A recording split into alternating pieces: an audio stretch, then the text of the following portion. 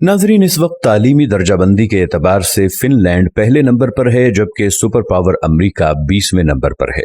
2023 तक फिनलैंड दुनिया का वाहिद मुल्क होगा जहां मजमून यानी सब्जेक्ट नाम की कोई चीज स्कूलों में नहीं पाई जाएगी।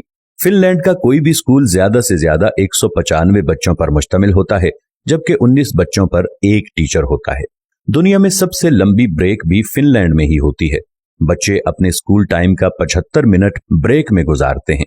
दूसरे नंबर पर 57 मिनट की ब्रेक न्यूयॉर्क के स्कूलों में होती है, जबकि हमारे यहाँ अगर वालिदैन को पता चल जाए कि कोई स्कूल बच्चों को पढ़ाने की बजाय इतनी लंबी ब्रेक देता है तो वो अगले दिन ही बच्चे स्कूल से निकलवा लें। खैर, आप ये दिलचस्प बात मुलाहिजा करें कि पूरे हफ्ते में स्कूलों में महज 20 घंटे पढ़ाई होती है, जबकि असातिज़ा के 2 घंटे रोज अपनी स्किल्स पढ़ाने पर सर्फ होते हैं।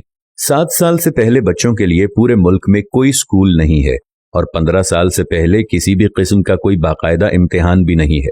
रियाजी के एक उस्ताद से पूछा गया कि आप बच्चों को क्या सिखाते हैं, तो वो मुस्कुराते हुए बोले, मैं बच्चों को खुश रहना और दूसरों को खुश रखना सिखाता हूँ, क्योंकि इस तरह वो जिंदगी के हर सवाल को बाआसानी हल कर सकते हैं। आप जापान की मिसाल ले लें। 3री जमात तक बच्चों को एक ही मजमून सिखाया जाता है और वो अखलाकियात और आदाब हैं। हजरत अली रज़ियल्लाहु अन्हु ने फरमाया, जिसमें अदब नहीं उसमें दीन नहीं।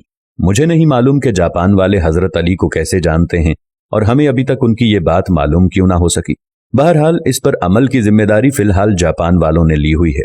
हमारे एक दोस्त जापान गए और एयरपोर्ट पर पहुंचकर उन्होंने अपना तारुफ करवाया कि वो एक उस्ताद हैं, और फिर उनको लगा कि शायद वो जापान के वजीर आजम हैं। अशफाक अहमद साहिब मरहूम को एक दफा इटली में अदालत जाना पड़ा और उन्होंने भी अपना तारुफ करवाया कि मैं उस्ताद हूं। वो लिखते हैं कि जज समेत कोर्ट में मौजूद तमाम लोग अपनी नशिस्तों से खड़े हो गए। उस दिन मुझे मालूम हुआ कि कौमों की इज्जत का राज उस्तादों की इज्जत में है। ये है कौमों की तरक्की और उरूज जवाल का राज। जापान में माशरती उलूम पढ़ाई नहीं जाती है, क्योंकि ये सिखाए जाने की चीज है, पढ़ाने की नहीं, और वो अपनी नस्लों को बहुत खूबी के साथ मुआशरत सिखा रहे हैं। जापान के स्कूलों में सफाई सुथराई के लिए बच्चे और असातिज़ा खुद ही एहतमाम करते हैं। सुबह 8 बजे स्कूल आने के बाद से 10 बजे तक पूरा स्कूल बच्चों और असातिज़ा समेत सफाई में मशगूल रहता है। दूसरी तरफ आप हमारा तालीमी निज़ाम मुलाहजा कीजिए, जो सिर्फ नकल और छपाई पर मुश्तमिल है। हमारे बच्चे पब्लिशर्स बन चुके हैं। आप तमाशा देखें, जो किताब में लिखा होता है असातिज़ा उसी को बोर्ड पर नकल करते हैं, बच्चे दोबारा उसी को कॉपी पर छाप देते हैं। असातिज़ा इसी नकलशुदा और छपे हुए मवाद को इम्तिहान में देते हैं, खुद ही अहम सवालों पर निशानात लगवाते हैं और खुद ही पेपर बनाते हैं और खुद ही इसको चेक करके खुद नंबर भी देते हैं। बच्चे के पास या फेल होने का फैसला भी खुद ही सादिर कर देते हैं और माँ बाप इस नतीजे पर तालियां बजा बजाकर बच्चों के ज़हीन और काबिल होने के गुण गाते रहते हैं। जिनके बच्चे फेल हो जाते हैं वो इस नतीजे पर अफसोस करते रहते हैं और अपने बच्चों को कूड़ मगज और कुंद जहन का ताना देते रहते हैं। हम 13-14 साल तक बच्चों को कतार में खड़ा कर करके असेंबली करवाते हैं और वो स्कूल से फारिग होते ही कतार को तोड़कर अपना काम करवाते हैं। जो जितने बड़े स्कूल से पढ़ा होता है, कतार को रौंदते हुए सबसे पहले अपना काम करवाने का हुनर जानता है।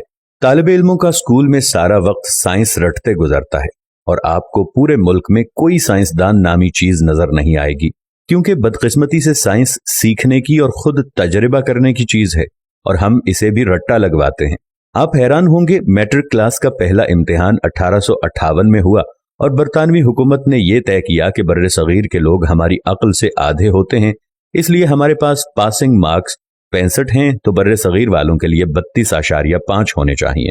2 साल बाद 1860 में असातिज़ा की आसानी के लिए पासिंग मार्क्स 33 कर दिए गए और हम भी इन 33 नंबरों से अपने बच्चों की जहानत को तलाश करने में मसरूफ हैं।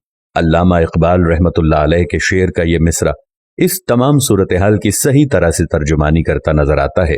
जो शाख नाजुक पे आशियाना बनेगा, ना पायदार होगा।